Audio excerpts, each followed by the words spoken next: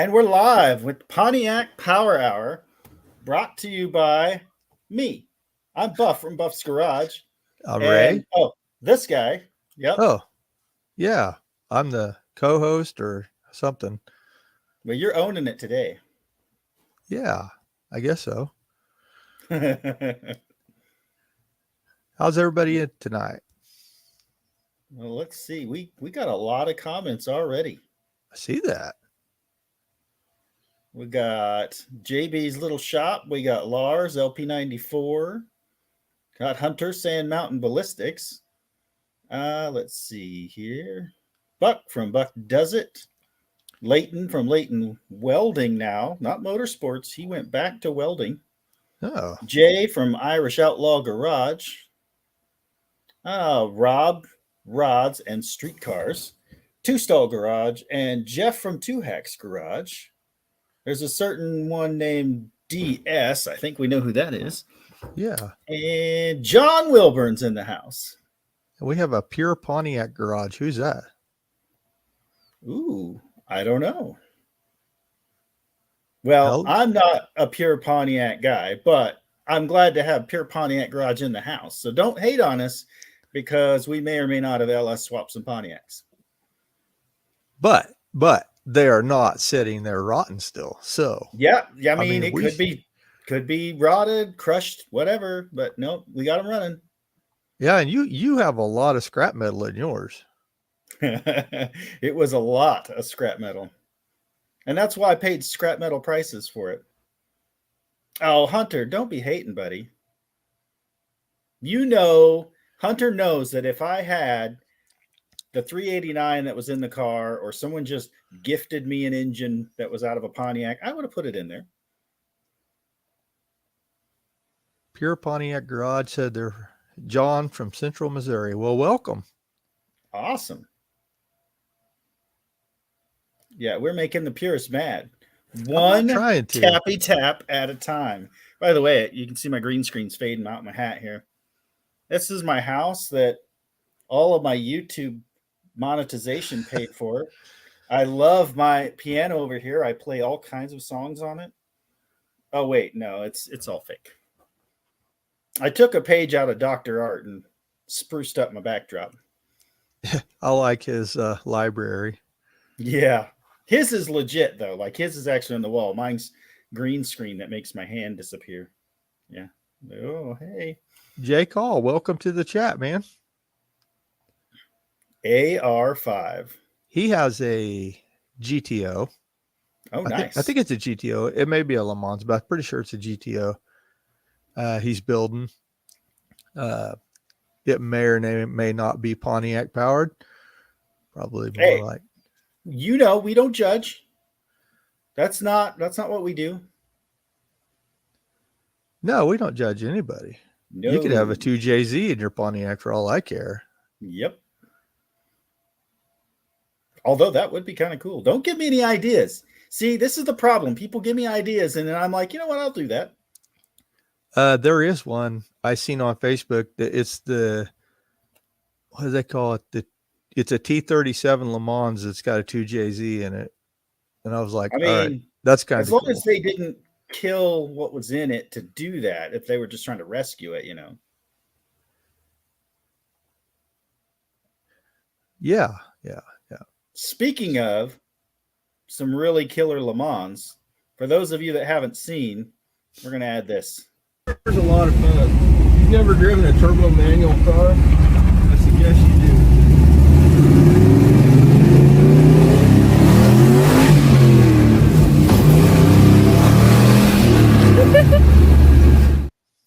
Hear my daughter's little giggle. She was the one videoing it.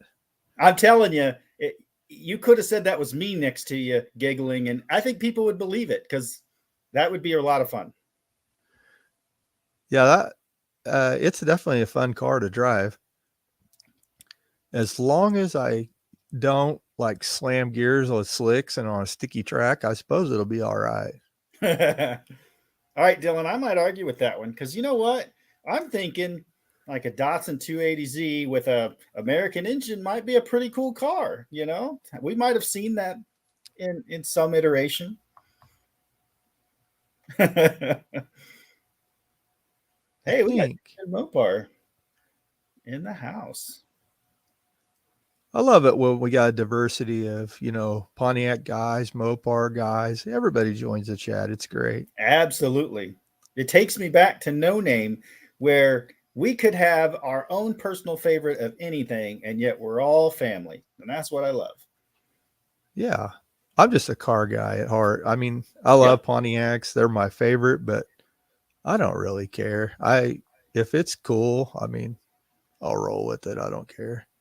There you go. See, now Hunter's got the right idea.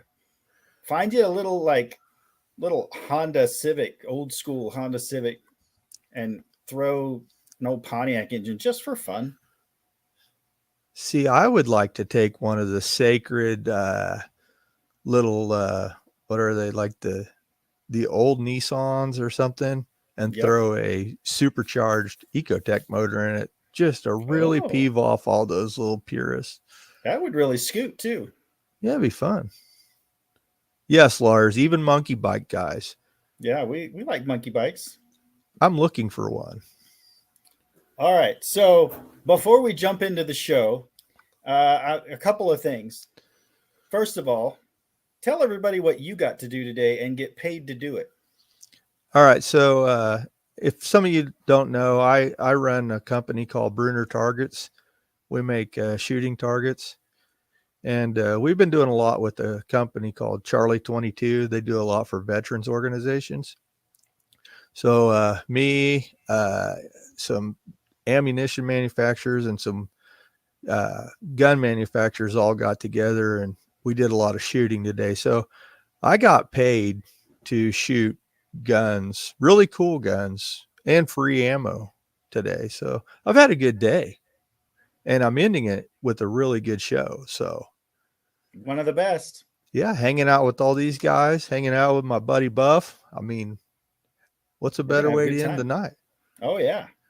I want to add, guys, that when we're done with our show, we're going to put a link up to go check out Big Block 402. He's going to go live after this. He's going to tear apart Candy Cane's engine, and we're going to see what happened when he had that little oil down mishap at No Name Nationals. So make sure after our show, you jump on over and support Big Block 402 because he's one of our family as well.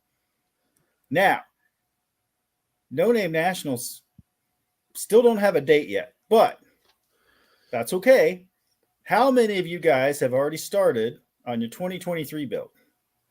And I can tell you I have not. If you count fixing the Pontiac Grand Prix, I've kind of done some maintenance on it, but you'll see that in videos. I'm thinking we're going to make that like the show car and maybe even the burnout car. I'm not saying I wouldn't take it down the track, but I'm trying to build legit something that will keep up with the other guys. So I haven't really started yet. Does repairing the car that I broke at No Name Nationals count? I mean, you got that done fast, but the question is it going to actually make it to the next? I don't even know if I'm going to bring that one. I mean, I'll bring it. I kind of have to, I guess. It's part of my channel. Stand by. It's kind of part of my channel, so I guess I have to bring it. But I have two cars that I'm looking at building. One is a LS swap Porsche 944. That's a car I've always wanted to build. And the other is a Fiero, Pontiac Fiero, some sort of build. And yeah, so one of those two is probably going to be what I build, but I'm not sure. We'll see what happens. Well, it looks like, I guess we need to wait for John to go live so we can see if there's something on the orange paper. But I think he's teasing us. I think he is too. Jeff from Two Hacks Garage, welcome.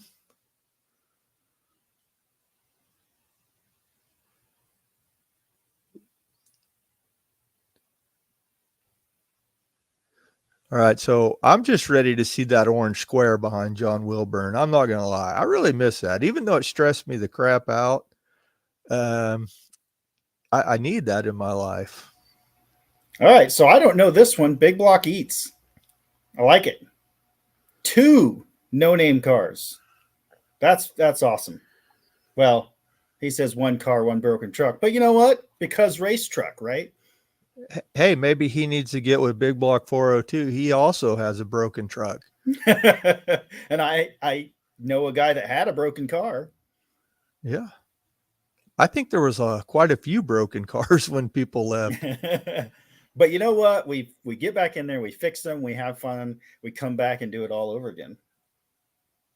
Oh, Hunter, no problem, buddy. If you hang out with us Pontiac guys and the No Name family, you come sit in some lives and you put out the content. You've got a really cool car with a really cool setup. You're in it. 751. Stand by. I got my noises going. But seriously, I think we can get him to 500 pretty quick. Yeah, I think so too. I agree. A Fiero, I want a Fiero really bad. I've been looking for one, but I just haven't found the right one yet. All right, so Dylan's got a YouTube channel. So here's what I say, Dylan. Start putting your content out there. Jump into one of these lives like you are right now. Promote your channel. Not only will we want to go check it out, but if you got good content already on the channel, people will actually stick around, watch your stuff. And again, it's not about the mercy vote. Like, we'll all support you, but at the end of the day, if you're putting out good content, we're seeing what you're doing, you're going to grow fast. It's just the way it works. Just blast those shorts out. I was going to say, I got 5,000 views off of a short of, well, the one you played. Oh, I know who this is now. There we go. That looks better. You know, I kind of guessed with the picture who it was. I kind of did too. That's why I said he should meet Big Block 402. Ah, see, you're clever. All right. Would that be the Big Block 8 itself?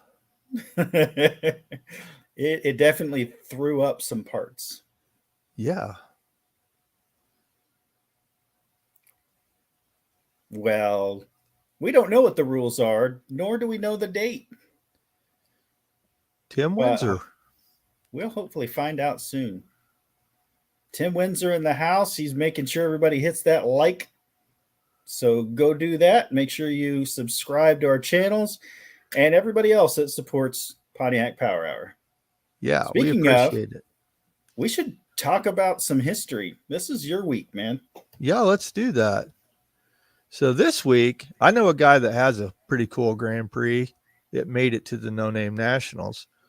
So I decided. Was it like one of those newer Grand Prix? Like, no, it was one of the old cool ones. Oh, okay. All right. Well, Hunter has a Pontiac. That's not quite a Grand Prix.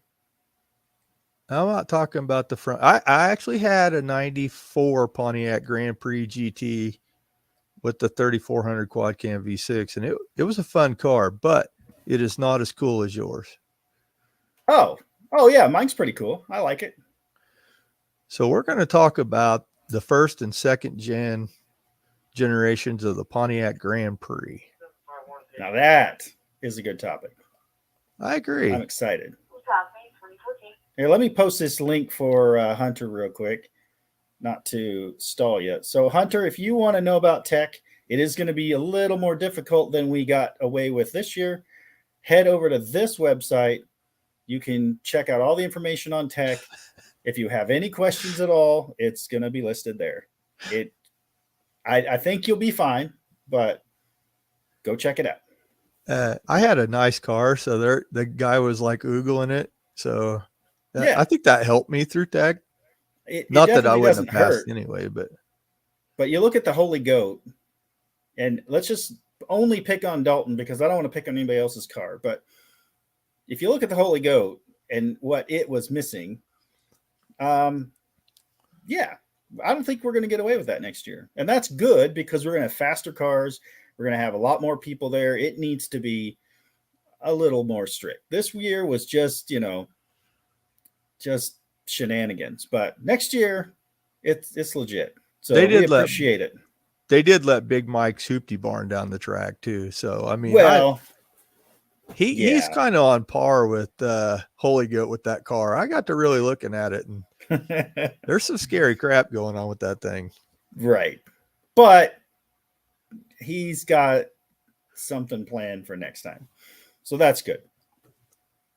So do I. I'm bringing a low 6-second car just so everybody knows. I will not be able to keep up with that, but I'm going to do my darndest to try. Let's just say I'm going to get there. How about that? Start there. I'll help you, buddy. All right. Teach me about the Grand Prix, man. Oh, I like this one. That is a cool Grand Prix. What kind of cool guy drives that? Well, nobody right now. It's sitting in the yard, but I'm going to be driving it very soon. At least it's not on the trailer still. No, definitely not. Because the trailer would have blown another tire just sitting there. Oh, there we go. There's the first one. All right. So the first year of the Grand Prix, 1962,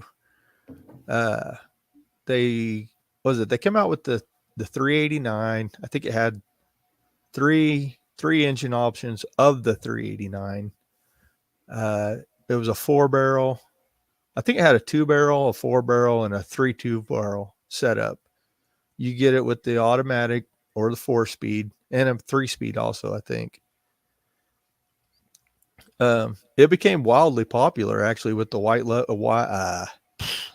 8-lug wheels, which I've always found fascinating. I'm not sure the reasoning behind it actually. Oh, it's, heavier duty, right? Right. People love them. There's no doubt people love them. And, it's the finned hub so that you got better cooling and all that. I mean, that's really what the original idea was that better braking. Yeah, but they're cool. I mean, and I've never messed with them, so I don't know how light they are. I assume they're probably not super heavy, but they're kind of heavy. Are they? I mean, I could push mine around pretty well. Did yours come with them? What's that? Yours had 8 lugs when it came out, didn't it? Oh, no. I've definitely seen them before, but no, I'm saying the car itself is heavy. I mean, the hub, I think it's that, that finned hub that really, there, Hunter. Yeah, they dissipate heat better. They look cool and they're lightweight. Okay. So I was thinking they was lightweight.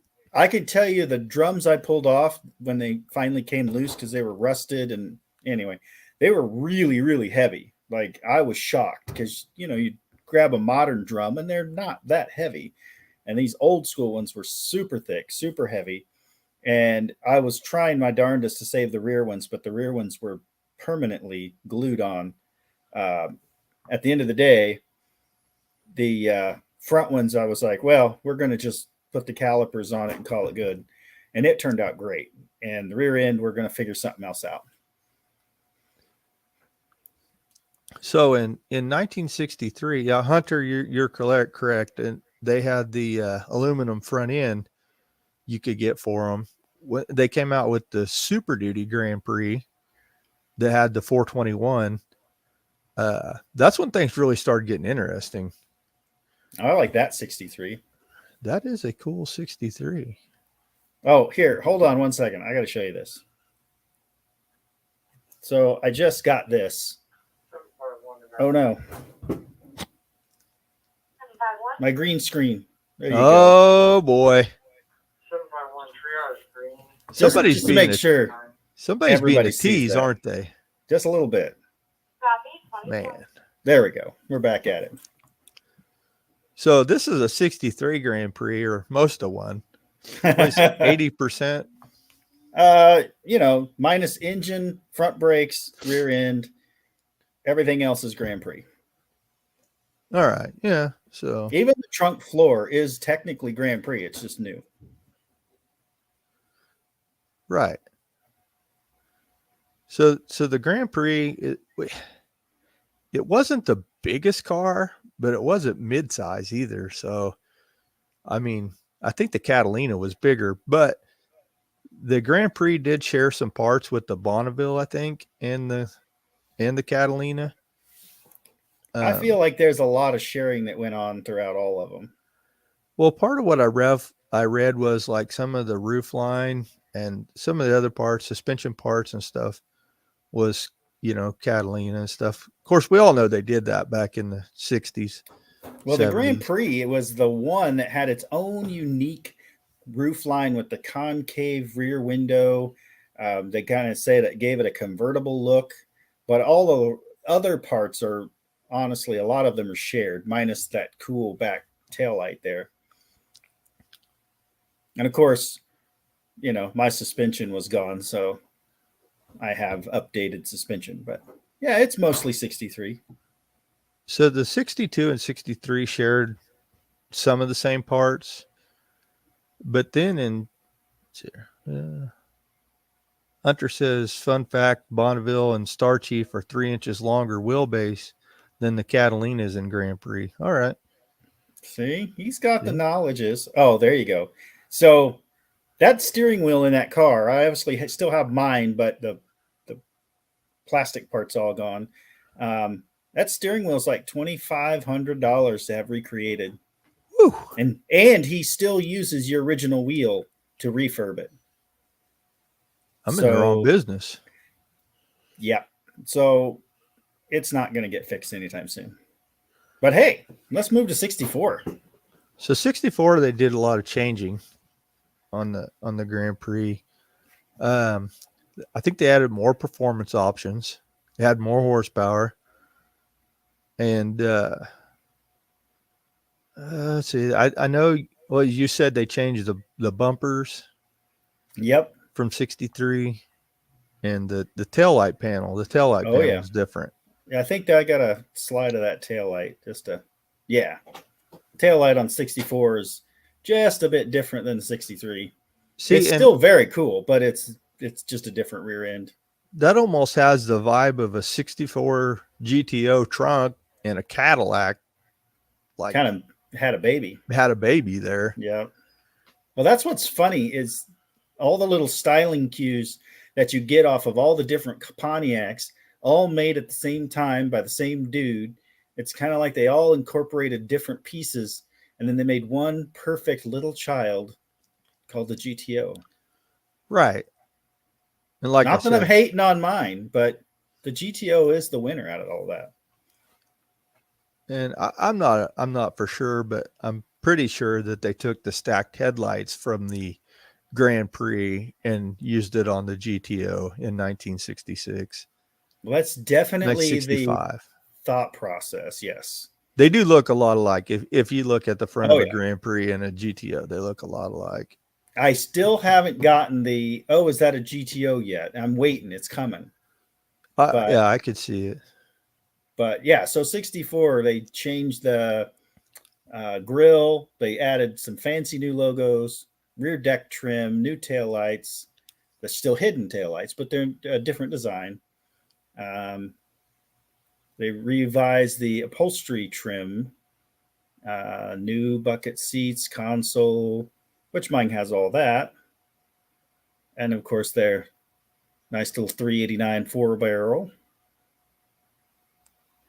Yeah. So was it 65? They still had the 389, which is the next generation. And I believe that's when the 428 option came in. They dropped the 421 and went with a 428.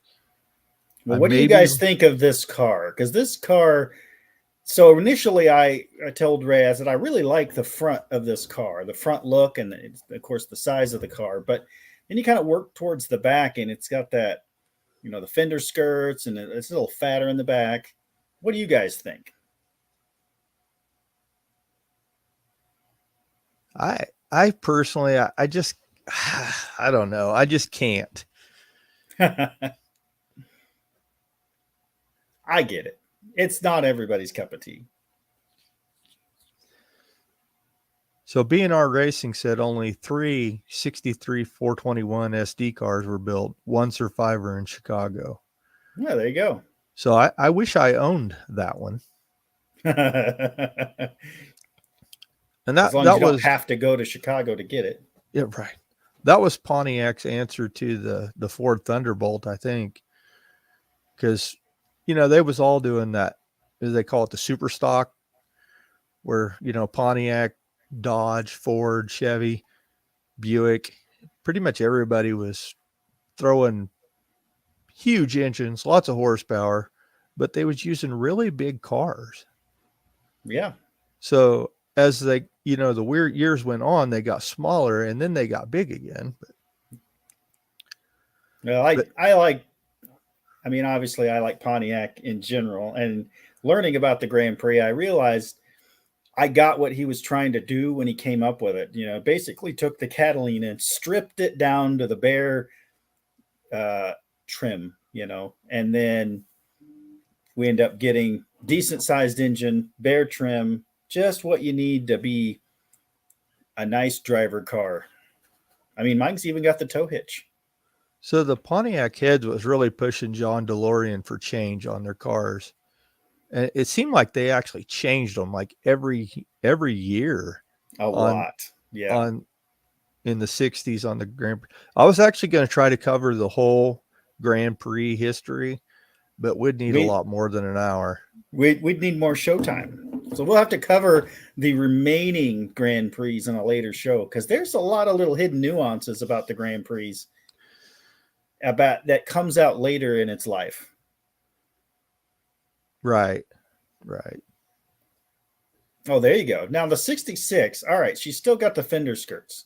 See, that's screams GTO in the front end, just about perfect. 65 and 66 was when they started the stacked headlight GTOs. So you could have the grandpa car here, and then Dad could have the GTO sitting next to it. That's pretty cool.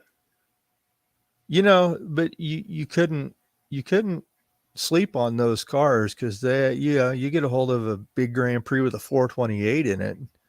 I mean, they got enough torque to pull a freaking tree. Yeah. Tow hitch, right? Oh, Hunter says we definitely need to make a part 2. So I guess we got to do that. Oh, we definitely will. So in 1966, they dropped the 389 and went to a 400. I'm not real sure. I couldn't find any specific horsepower rating. Well, they had them, but I think it was only a 4-barrel option. They had the 400 and the 428 and 66. The 4-barrel. The 400 and 428 were basically bored out versions of the older 389 421 block, but with internal improvements to include bigger valves, and the 400 was 350 horsepower. And I'm looking to find the 428. I don't see it. It's up here somewhere. And of course, they still had the option of and was it 64? I think I forgot about this. And I guess I never realized it, that they went to the standard on the automatic transmission being park, reverse, neutral, drive, L1, L2. Instead of the backwards. Yeah. Yeah, it was really weird. Like reverse was all the way at the bottom. That's where mine's at. But of course, I have a TH350 in mine, so mine isn't that. So don't look at what the console says. But yeah, my reverse is at the very back. Uh-oh. JB's leaving us. What, to go to pure Pontiac? Hey, it's still Pontiac. We'll count it. Right. So see, I love it or hate it. I love the hidden taillights. I'm glad they kept those going for a while. See, I don't mind that. It's the piece beside it with the Cadillac look that they had on the other one. I couldn't do it. I could see that. There was too much going on. Hey, they had to make them flashy to get people's attention, because you could buy a Chevy a lot cheaper. Right. Well, and Buick Pontiac to me are always going to be better than the Chevy cars. They just have to be. Yeah, they're special. Where are we at? We're still at 66. There's 67. Yeah, that looks like a 67 car right there. 67 brought, I think that everything changed in 67. I don't think they retained any of the, other than the engine choices. Right. It was still 400, 428. It's got the big old wide body. Yeah, those cars, and they was getting bigger, and they got the hideaway headlights. Now, see, that's cool. I love the stacked headlight, and if you're gonna get rid of the stacked headlight, you gotta go hidden headlight. That just seems really cool. Right, and kind of makes me wonder. I never thought about it, if that's where they got the idea for the GTO hideaway headlights was from, this Grand Prix right here. Ah, see, now you're thinking. Yep. That's actually probably pretty close to true there. Oh, and it had the, little taillight slits in the back until safety people jumped in and took over. So those taillights, they look a lot like the 67 GTO taillights. Mm-hmm. So, like coincidence, we said, I'm sure. They all share parts. And you can obviously see the roof line changed. They didn't have that back window that was concave like yours. Right. Hunter, which version do you not like? Because so far, you've kind of loved all of these. See, I just don't like the 67s. Hunter is going to start a Grand Prix or just a Pontiac farm, and he's going to put all these cars out on his farm and just love them till, the day they rot into the ground. And I love that about Hunter. I mean, let's be real, though. How many of those Grand Prix got bastardized for their 428 or 400 for a Firebird? Or, yeah, somebody stole it out of there for sure. Yeah, what was that? 428 had 360 horsepower. 421, I lost it. It was here a minute ago, but we know it makes a lot of power. But it's not with the Pontiac, though. It's not the horsepower; it's the torque. That's why the rear end's so big on those things. Because they may only have 350 horsepower, but it's got like 450 foot-pounds of torque. Hey, did you like pavement? Because I'm going to make it go away here in a second. Just drive on by. Oh, there you go. And they changed it again. Look at the back window. That is just big wraparound job on the back. See, now it looks like they stole parts from a Buick Riviera. Kind of. I mean, and I can only imagine that those cars are very hard to find parts for.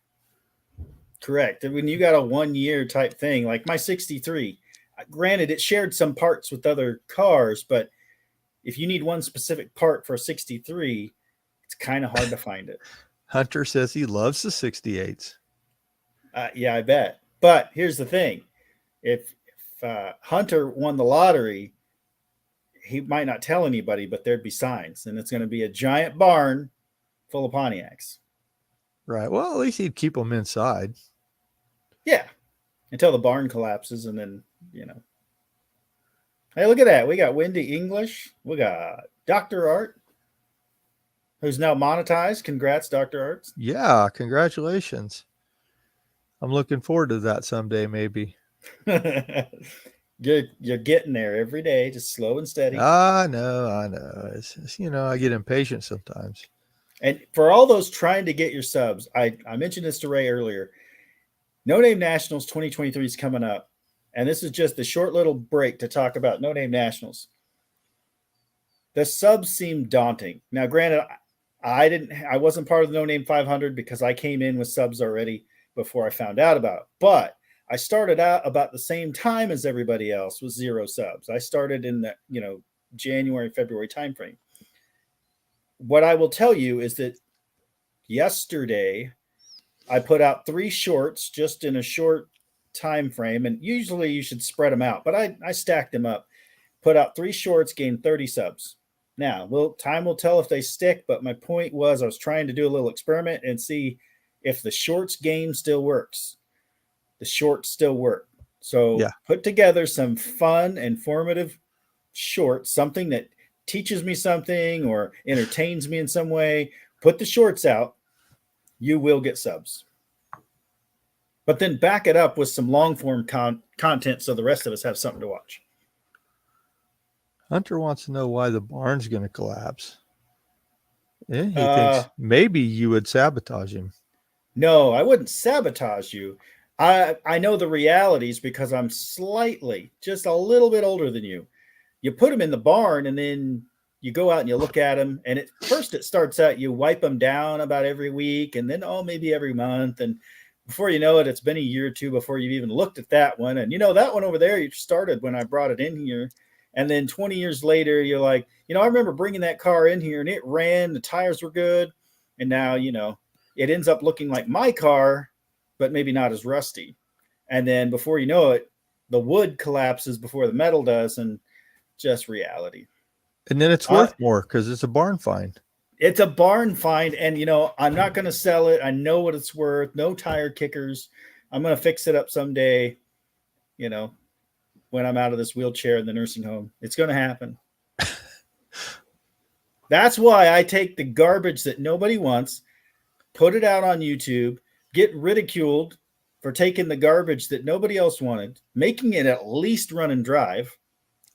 And then, I just have something I can drive around now. Yeah, it's not original. It never will be. It's not going to have the really expensive parts that nobody can find. But I'm going to run and drive it, and everybody's going to enjoy watching me drive through town and waving just like I did at No Name. Just like your Le Mans. I did the parade wave. Wait, let me get the camera. You gotta kind of cup your hand a little bit. Parade wave. Gotcha. Yeah. Okay. I learned that from taking the ambulance through the parades all those years. Oh, Jay's got something special for us. He's trying to edit, so hopefully we get to see that soon. Anyway, I hijacked your '68 Grand Prix there. Yeah. Not much to hijack there. What did they do? They did a beak-nosed grill with a shock-absorbent plastic bumper. Gross. I was going to say, 68 was the start of the safety bumpers, where they had to incorporate the shock absorber bumpers. Gross. I don't know why. I don't think it helped anything. Well, but they had to prove something to somebody. Right.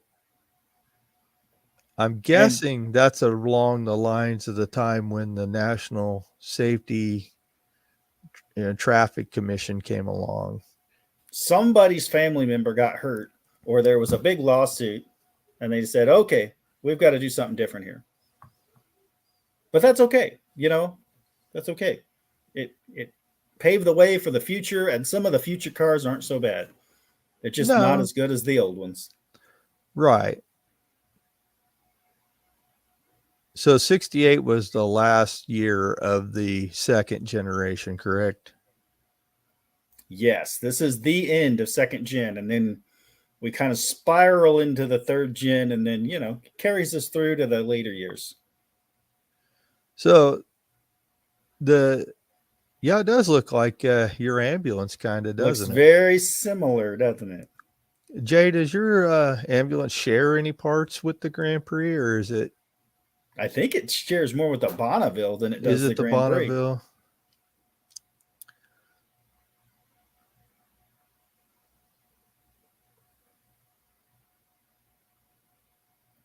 Prix. What does this say? Spare set of rear quarter panel in pieces. Mine rotted. Mine are completely rotted from the inside out. I also have another set that are off of a 63. I have them sitting on the shelf, but I didn't want to use them for No Name because they were a different shade of blue. The ones I got are blue, and the ones on my car are like an aqua color. So I have another set, and they are very strong and sturdy aluminum. But mine sat under a tree for 40 years, and they literally rotted from the inside out, just like everything else under the trunk.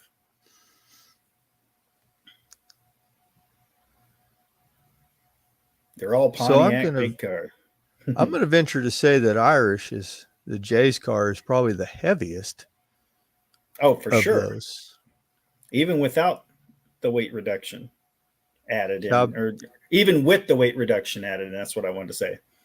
Because they had to do a lot of frame stiffening and stuff on those ambulances and stuff to make them, especially like the hearse and stuff. Those old hearse are really heavy. Yep. I still, it's one of the best looking cars at No Name National. So, I mean, it was just so unique that it didn't look like anything else. So, I don't know. I loved it. It was cool. I want to see more of it. When you see an ambulance going down the track that's not a Ford or a whatever Ford van or whatever. Yes. Pretty cool. Yep. And, he's got the fastest Pontiac ambulance on YouTube. That's for sure. I would almost say that he's probably got one of the fastest Pontiac ambulances out there. Oh, I definitely agree.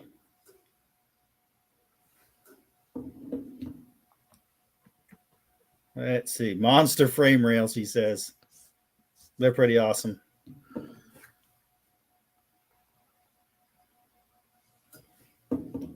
Oh, Hunter wants to know what you ran, Irish. I think he said so in his video, but maybe he'll tell us here. I think he's one of those no time guys who doesn't put his time out there, Let's just say it was the fastest ambulance there. Yeah. Kind of like I was the fastest 63 Grand Prix there. And that's saying a lot. I can't say I had the fastest Le Mans there because LaCour had it. Austin had it. If you'd have, got through the third gear challenge, I think you'd had him. But oh, look at that. He's good with it. 1178. He's got an 11-second ambulance. I mean, that's pretty darn good. 13s on 7 cylinders. Yes, the video I have of your car is that pass. It was definitely not running right, but it was still cool watching it go down the track. And it was still running. Yeah, absolutely. It's a cool car, and I'm so glad that he brought it. I think everybody but Big Block 402 had a running car at the end.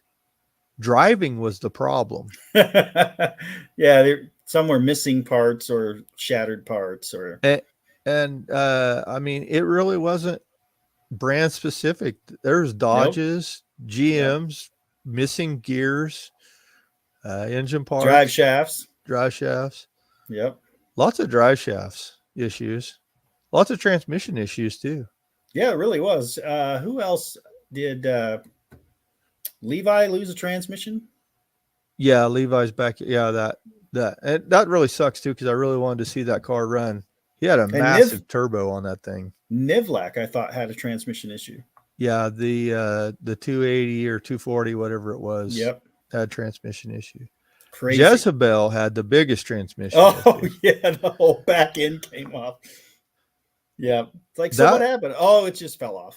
Yeah, I've never seen any carnage like that to a transmission before. That was very impressive. Well, hey, we're wrapping closer to, almost 8:45. So let's do a little trivia while we talk. All right. Let's hit that. Stand by.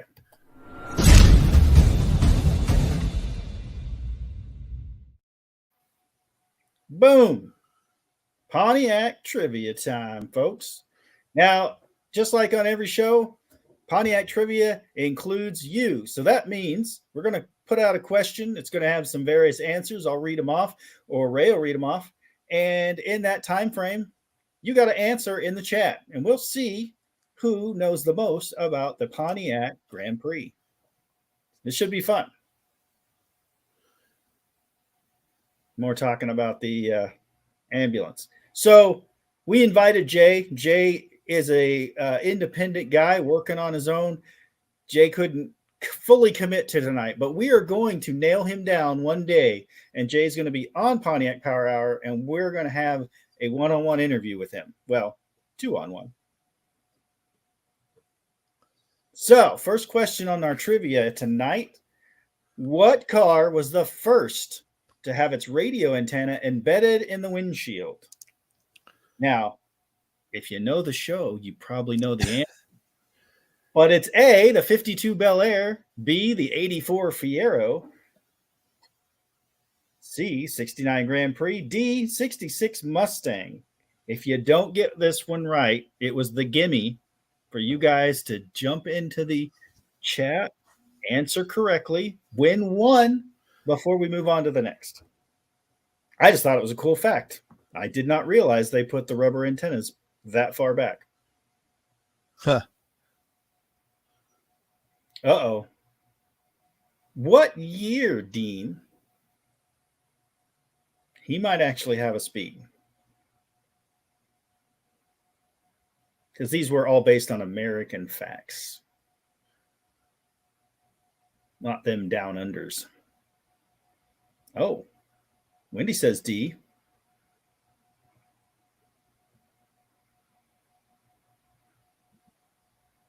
Oh, yeah. So still, we still win, Dean, because it's the first to have its radio antenna.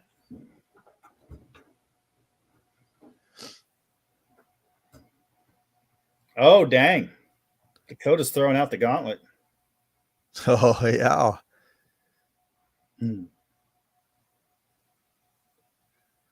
All right. So the answer is the 69 Grand Prix. So if you entered C, you answered correctly according to the internets. Although it's not a first or second gen, right? It's the 69, but it was a cool little factoid that the third gen Grand Prix was the first one to bring the next level of high tech by sticking that little antenna right in the windshield. I'm just going to say that they definitely improved from the 68 to the 69 Grand Prix. Yeah, the headlights, whatever, but it's definitely, I mean, it's got the Monte Carlo back in. So yeah, I say it's definitely, you can see Monte Carlo in it. Yeah, that's all right. That's okay. All right, next question, guys. What was the top engine offered for the 1966 Grand Prix?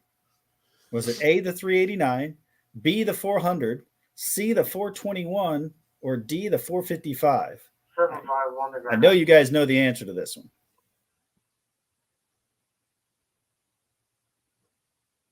Oh. We got some C's. We got all C's. Looks like my report cards.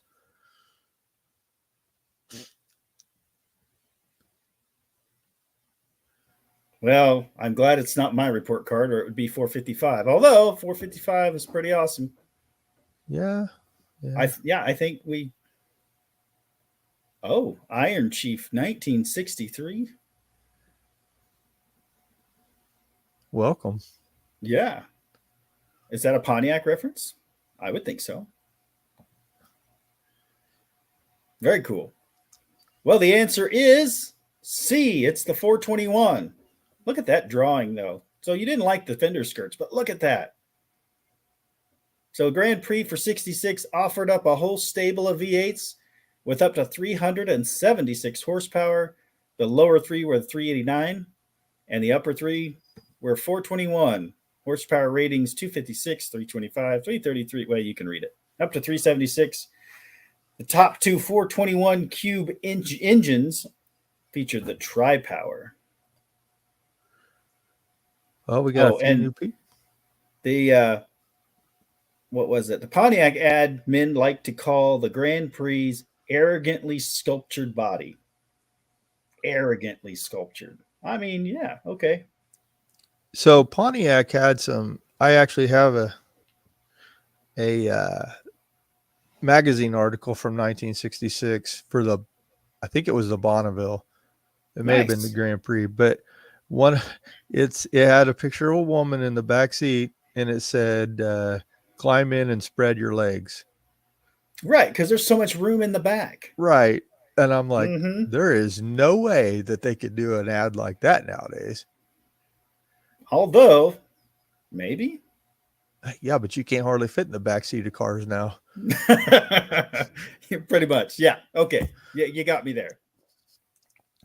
All right, so this one's tough, and I hate to be simplistic, but you probably figured out by the answer. But which car is considered one of the rarest Pontiac Grand Prix ever made? There's an actual short list, but I kept it to the first and second gen. So is it A, the 1962 Super Duty, the B, 1963 421 Tri-Power, C, 1967 Convertible, or D, A, and C? Let's see what we got. Oh, Hunter said he saw a Star Chief ad like that.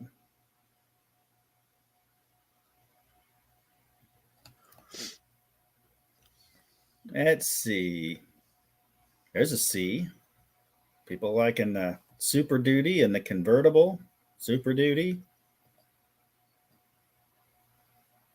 Got a lot of D's here. This is your report card, you said. Yep. Mine too, if we're being honest. We don't have an F option, though. Well, you made it, right? I think they gave me my diploma so I wouldn't come back, if we're being honest. But what's crazy is when I graduated, I went across the thing and the kid that was supposed to go in front of me wasn't there because he didn't actually graduate. They were just going to let him walk across. Well, I go to sit down and I open up the thing and it had his name in there, but it was empty. And I freaked out, went, did I not graduate? And then they figured out later they gave me the wrong one. Like, oh God, I thought I was in trouble. All right, well, let's get to it. It's A and C. So the 2 years before John DeLorean's little GTO made the history, they came out with this 62 Super Duty. It had a 421 cubic inch V8, 405 horsepower. Many say it was actually higher, up to 465 horse. But then again, it comes back to the old horse torques that you talked about. Yeah, so there wasn't a ton of them. And it looks like the Haggerty price guide value for the 62 Pontiac Super Duty in perfect condition is $257,000. But jumping to C, it's got the old hidden headlights that you like. And why was this so unique? Because it was the only year they made a convertible. So even though they made a lot of convertibles, they made 5,856 of them. It was considered the only year. So therefore, they are actually sought after. I mean, the price is a lot lower. Number one condition of a convertible is only 76,000, but a lot of guys like them simply because that was the only year they made them. It'd be kind of like making that 1 year Trans Am, right? That was 1 year of whatever it is. Everybody would want it, even if it's not a really great car. Well, the 69 Trans Am would be the rarest. Right. But, you know, everybody wants one. Well, there's a lot of them. It's kind of like, you know, all the carousel red GTOs that now exist. All right. What was the original sales price? And I just picked my year. But what was the original sales price for the 63 Grand Prix? Was it A, $1,835, B, $3,489, C, $5,721, or D, a whopping $8,360? If everybody has watched Pontiac Power Hour, you have said this before. I have.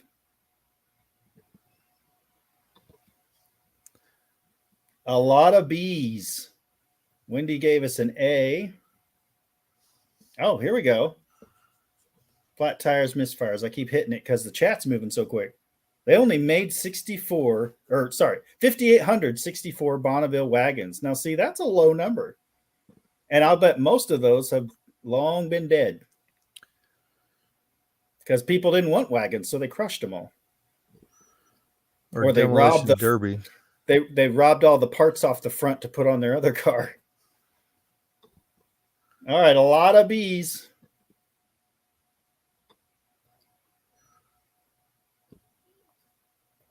BNR says that was near a Corvette price back then. Yeah, Ira says they're all derby. Probably. But you know what? At least they were running until they weren't, right? Let's see what the answer is. It is B, $3,489 in 1963, close to the Corvette price. Restyled bumper, smooth sheet metal, a kind of Coke bottle shape. I'd almost say it's not quite there, but yeah, I think they're beautiful. I obviously own one. I love the body. I love the front nose. Tail lights are killer. Interior's awesome. Just a really stylish car. And it's a big car, good for driving around the countryside. If you got one like me, you got the full AC package, automatic, you're riding in style. And then if you don't want to, get too crazy, you got to set your little speed minder speedometer so that you don't overdo it. I really like the mirror on the fender. That's the Euro thing going there. Yep. I liked it too. And it's remote. I can run it from my dash. That's something. All right, you guys, if you know me at all and you know my channel, I threw this in because it's Grand Prix night. What engines did I consider for my 1963 90-day build? Now understand, 90 days, no money. I have no money. I said, I want the thing that's going to go in there, make the car run and drive, and get me to no name. And I had a lot of interesting choices. So what do you guys think? Not what did I choose, what were my options? Which means you would have to actually watch my channel. Should have put 12-valve Cummins in it. That would have been cool. Everybody said it, and it's not that I didn't consider it, but 12-valve Cummins is expensive, and if I'm going to put it in anything, I'm going to put it in my motorhome. But if you want to see a Pontiac with a 12-valve, no, with a Power Stroke diesel, go check out Flat Tires and Misfires, who has a Pontiac, big Pontiac with a Power Stroke diesel in it, and it's cool. He also helped me with parts for mine, so I appreciate all that support. Shopcat, I didn't come up with the Briggs off my lawnmower until after No Name. If I had known I just needed to parade lap around, I would have just grabbed the mower engine. And I got like a 21 horse. That's like super power.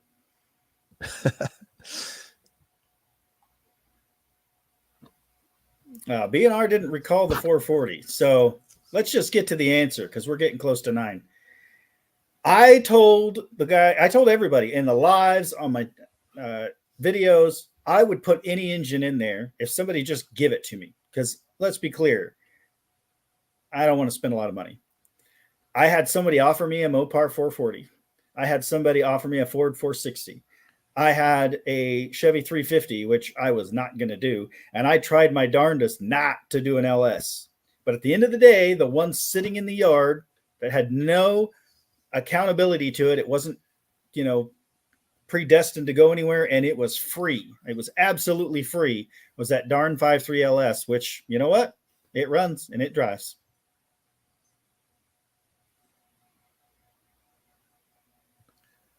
What did Jeff say?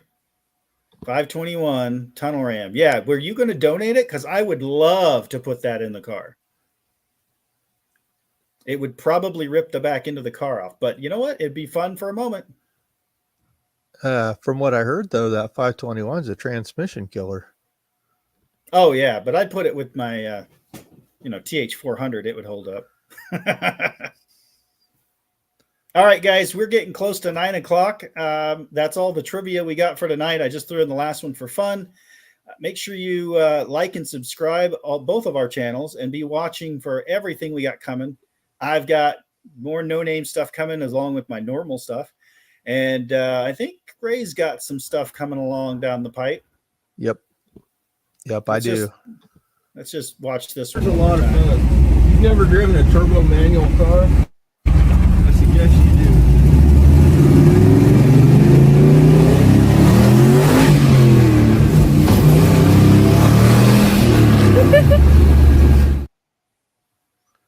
Man, I think I should just go take for a drive now. Yeah. Whoops. So I posted the link for the candy cane teardown. So you guys head on over there, and thank you all for watching Pontiac Power Hour. We will see you next week. And